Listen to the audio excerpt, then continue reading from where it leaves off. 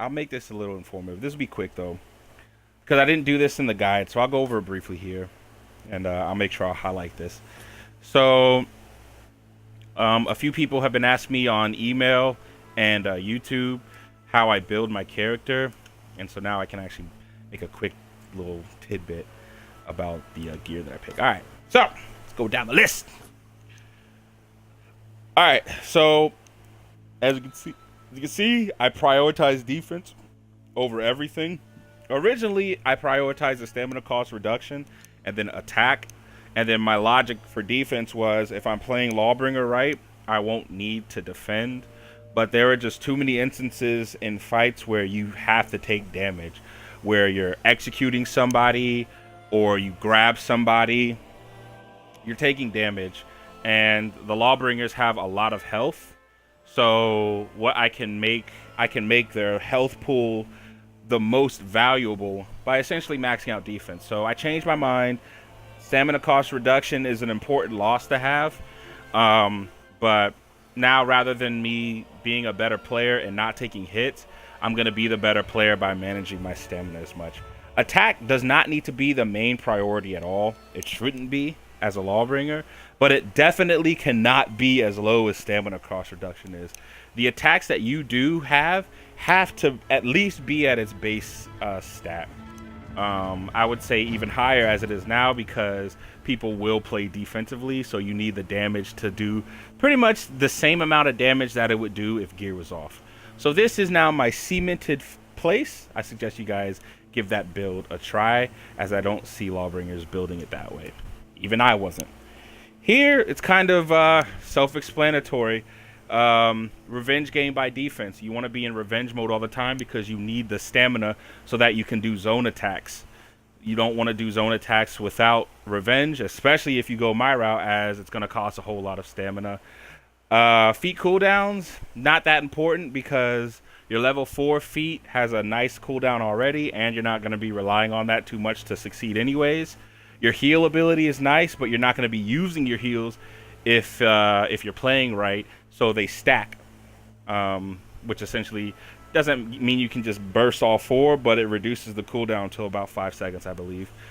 And revenge mode defense would have been nice to max out, but it's not over defense. And now with the new way that I've built my guy, pretty much I effectively get the full revenge mode defense anyways, so it's good. Throw distance is not important, and I'll tell you why. Because when you knock down your opponent, you want to be close to them. When you throw your opponent, it would be nice to throw them against walls, but it is not important compared to how much attack you get when you're in revenge mode.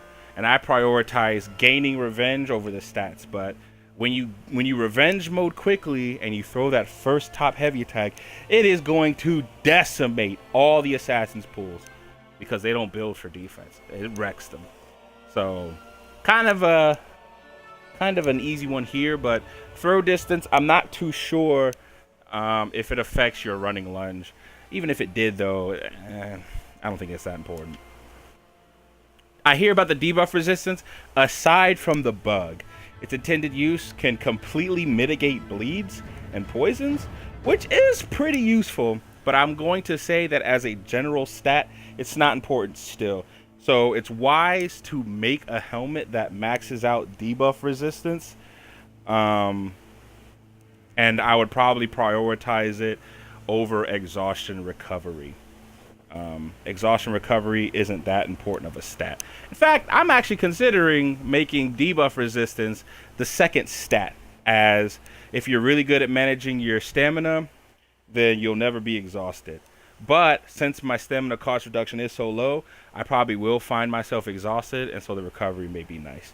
So I think hard mode, I'm pretty much going to just do revenge mode duration as my main stat, and I'll try debuff resistance. If it's better, then I'll update you guys. Execution health regen is important, but not that important, because when you're in a 2v1 situation and you do that instant heal spike thing, you want that heal as fast as possible, and you want it to be a significant amount. But block damage is crazier important.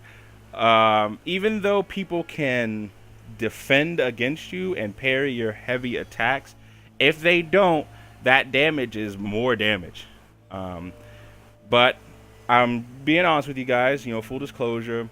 The main reason why I go for block damage over execution health regen is because I'm not going to find myself executing people as often as I'm going to be attacking someone and they block those attacks. Mainly when I knock them down, or I do a grab and then I do a top heavy attack instead of a side attack.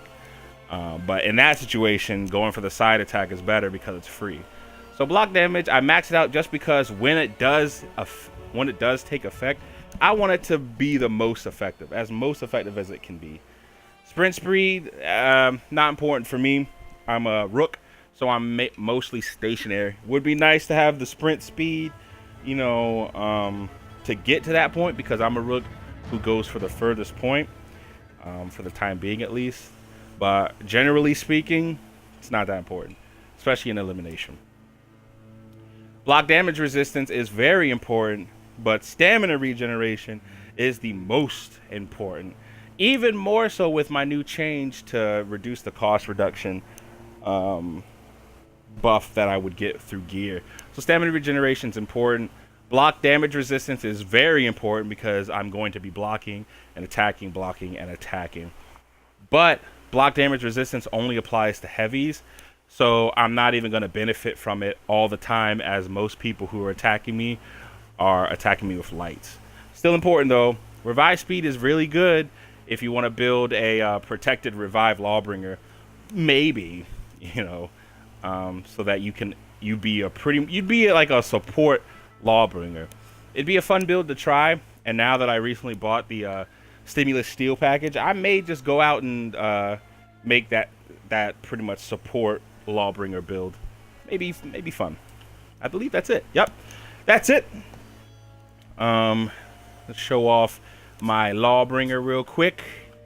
This is my main look. I like orange, tigers, all that stuff. I know I say it in playful streams on with Damas, but I really do like how this game looks, and I do really approve and appreciate the fact that I can have a badass looking character like this in an instance. And then I have my defensive build, which is purple, or it's technically blue, but from this angle, it's like an illusion of sorts. Can I zoom in? Yeah, but to me, it looks purple when combined with all these colors. Eventually, when I level up about 8 more times, I think I'll make it a separate outfit where gold is the color, because I think the purple looks really good with gold, but not orange. I mean, it kind of does. I'm not gonna lie, it kind of does, but I like the black iron on orange a lot. Gold is gonna be what I use in there, so stay tuned for that. I'm close, baby. I'm close. That's 9 reputation 920, and I believe I am reputation 913. 7 more levels, guys.